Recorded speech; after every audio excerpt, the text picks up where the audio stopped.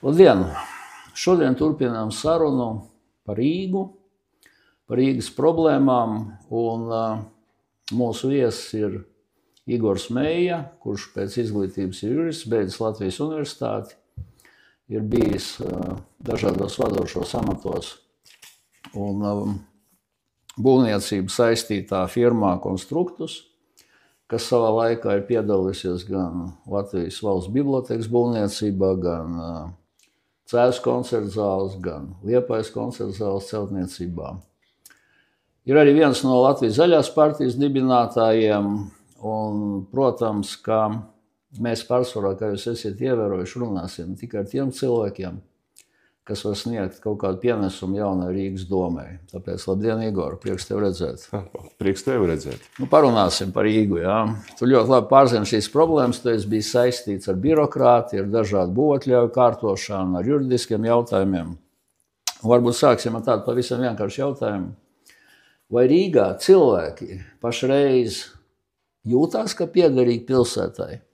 Un te es nerunāju tikai par politiķiem, par Rīgas domas deputātiem, bet apkaimēs vienkārši iedzīvotāji. Jā. Kā viņi jūtās? Kā jūtās iedzīvotāji rajonos? Mums ir rajoni un priekšpilsētas. Es domāju, ka mēs pāriesim uz priekšpilsētām. Jā. Viņi centros un viss pārējais saistīts ar atpūtu. Bet galvenais, kā viņi izjūt šo te piederību lemt, spriest, varu Rīgā un kāda ir viņa ietekme? Kā tu redzi? Manuprāt, ietekmē būtu jābūt proporcionālai maksājumās naudas lielumam, jo jebkurš rīdzinieks, kuram pieder īpašums, pirmkārt jau maksā nekustamā īpašuma nodokli, viņš maksā, ja viņš ir deklarēts Rīgā, iedzīvotāja ienākuma nodokli, un viņam ir visas tiesības prasīt tās vietas uzlabojumu, kurā viņš atrodas, jo jābūt ir kaut kādai atdevēji no šīs naudas. Un tā kā es esmu izteikts decentralizācijas piekritējs, tad es redzu, ka pēdējos gados Rīga ir gājis pilnīgi pretējā virzienā. Tātad viņi ir maksimāli centralizēta, ir centralizēts budžets, un tiem cilvēkiem, kas atrodas kaut kādā, teiksim, aiz kaut kāda loka, viņiem īpaši neinteresējās. Un jāatzīst, ka tas ir atstājis arī lielu iespēju uz Rīgas vizuālo tēlu. Izskatās daudzas vietas degradētas, noķēpātas, tādas tā kā bezsaimnieka ar apgraustiem, ja varētu teikt, trotuāra tādām malām. Un tas viss arī ir rezultāts tam, ka no centra laikam tiem, kas sēž tajā Vecrīgā, viņi īpaši to vairs neredz. Tad, lai cilvēki saprastu, Rīgas domes deputātu sevišķi neinteresē, ko domā iedzīvotāji, piemēram, privātmāja rajonā Teikā, vai ko viņi domā Bolderājā, vai ko viņi domā Latgales priekšpilsētā. Jā. Viņi iztiek bez. Negribu teikt, ka viņus varētu teikt vispār neinteresē, bet es runāju vienmēr par rezultātu. Kā izskatās vizuāli kaut kādi konkrēti rajoni. Jo, ja tu aizbrauc kaut kur tālāk, un tur es, piedalījos arī vienās Rīgas domas vēlēšanās, mums bija tikšanās ar tiem apkaimju pārstāvjiem, un viņi teica, par mums interesi nulle. Ja, viņiem bija absolūti konkrētas vēlmes, lai sakārto ceļu, lai sakārto apgaismojumu, lai sakārto kaut kādu arī dzīvojamā fonda lietas, kas ir līdz mājai. Ja. Tas, ko tu saki, prasa naudu. Tad uzreiz zinot, ja, ka tu arī esi gan saistīts bijis, teiksim, ar visam šīm būvniecības lietām, ar ekonomiku un kā jurists. Vai Rīgai tā nauda, kas ir, un pašvaldības uzņēmumu, kas ir Rīgai. Un es šeit domāju ne tikai Rīgas satiksmi, ar ko visi saskarās, vai Rīgas ūdeni, vai, teiksim, Rīgas siltumu, bet arī Rīgas namus, kas mums vēl ir. Ja? Vai viņi dod kaut kādu atdevi pilsētas budžetā? Ja viņi vairāk šie uzņēmumi kalpo, teiksim, tur esošo darbinieku algām, valdes locekļu prēmijām, ja, un visam tam pārējiem. Un arī jautājums uzreiz ir, piemēram, šodien arī mēs lasījām, kāpēc šī uzņēmuma nav biržā? Pirmkārt, Rīgas pilsētas budžets 2025. gadā ir turpat 1,5 miljards. 1,7 uz tēriņiem, jā, uz ieņēmumiem. Jā, tad, respektīvi, tomēr budžets ir ar deficītu, bet jebkurā gadījumā tā ir ļoti nopietna nauda. Un principā šīs naudas izmantojums dažkārt, tas ir, ko mēs dzirdam publiskā telpā, labi, tie nav miljoni, bet tāpat tie ir desmitiem tūkstoši aiziet kaut kādām ļoti dīvainām instalācijām. Kopā 2 miljardi gandrīz. Jā, aiziet ļoti īpatnējām lietām.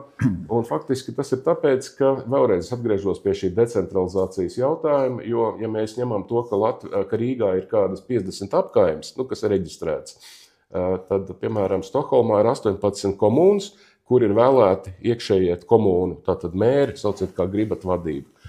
Un šis ir iemesls, kad, ja tuvāk vara ir cilvēkiem, jo viņi arī izvēlās no savu vidus tos, kuri viņuprāt ir cienīgi pārstāvēt, pamatojoties uz iepriekšējā sasaukumā sastrādāto.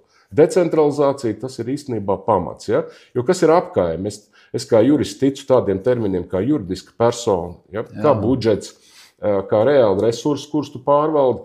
Apkaime tā ir tāda domu biedru grupa, kurai var kaut ko iedot, var arī atteikt. Ja? Pa lielam tiesības viņiem tādas stipri nosacītas.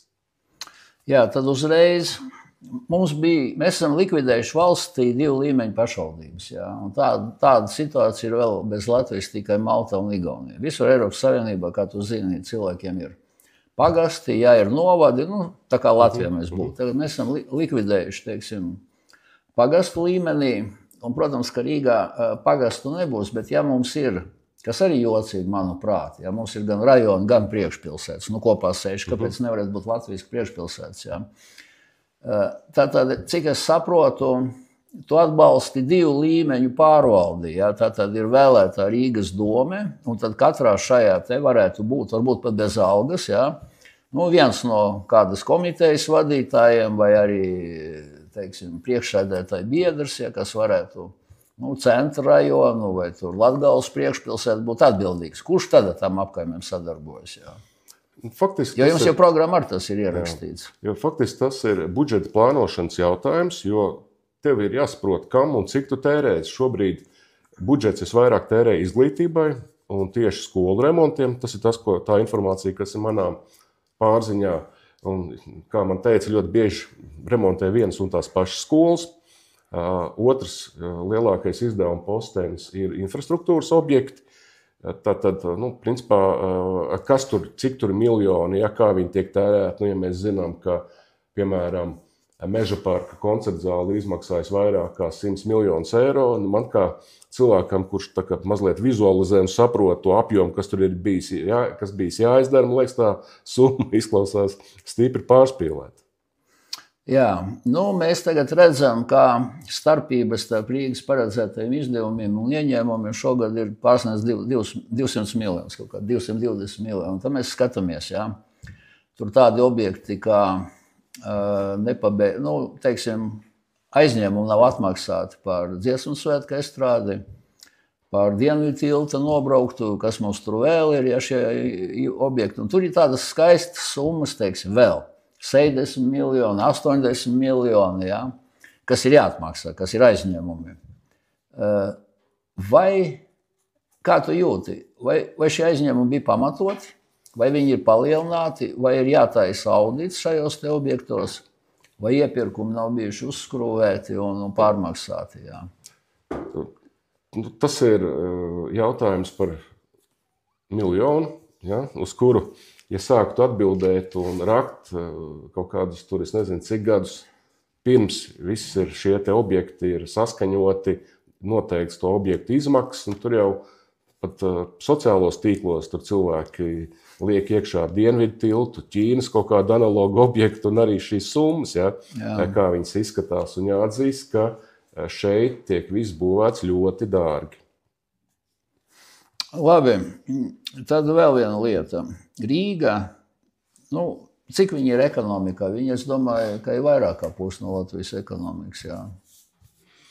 Faktiski, varētu būt pat kaut kāds 60. Ekonomika, es pat procentos arī varētu teikt, bet, manuprāt, galvenais ir tas, ka ekonomika veidojās tur, kur ir cilvēku koncentrācija, tur, kur ir kaut kādi tirzniecības ceļi, šajā gadījumā osta, kur ir lidosta, ja, kur ir ļoti daudz iebrauc iekšā kaut uz laiku. Ja, līdz ar to skaidrs, ka ar Rīgu neviena pilsēta Latvijas spēkiem mēroties šī ziņā nevar.